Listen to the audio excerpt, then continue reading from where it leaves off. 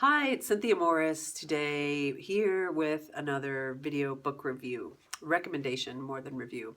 But first, a word from our sponsor. You suck! What are you thinking making another video book review? And you messed up. You just called it a review, and it's not a review, it's a recommendation. And you don't really look good. You don't have enough lighting on, and these videos don't get enough comments anyway. They take too much time. Why bother? Why don't you just go and read another book? Who was that? Oh man. Well, you know who that was. It was your inner critic. It was my inner critic.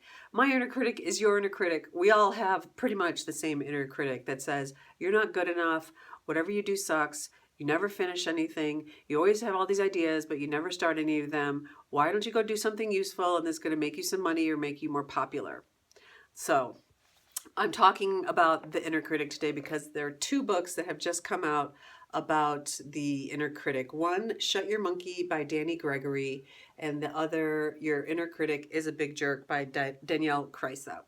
These are both really fun and really helpful books. Danielle's book is illustrated by Martha Rich, and it's got just some fun images that kind of help to lighten up the intensity of the feelings that we experience with the inner critic.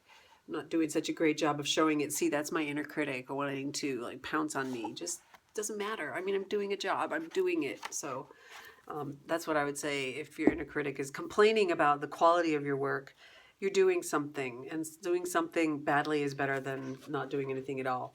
Shut Your Monkey, How to Control Your Inner Critic and Get More Done by Danny Gregory also takes a lighthearted approach because frankly, we have to bring a sense of humor to our our inner meanie. So I highly recommend both of these books. I would read them both and make notes and bring more awareness to your own inner critic and what it's doing to you and what it's costing you.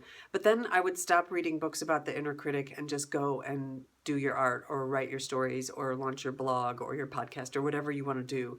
The thing the inner critic loves is when we pay attention to it.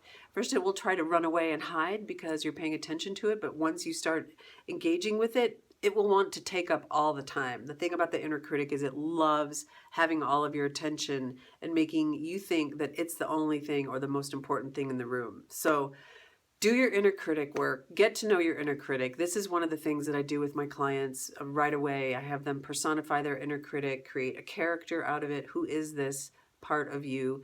And then you can know how to deal with it. So Shut Your Monkey, Your Inner Critic is a Big Jerk. Both of these books have a lot of tips and suggestions for working with your inner critic. I highly recommend both of them. And then go and make your work. Go do your fun stuff. Be a creative person because you don't want to live your life under the thumb of your inner critic. Okay, thanks for watching. Bye.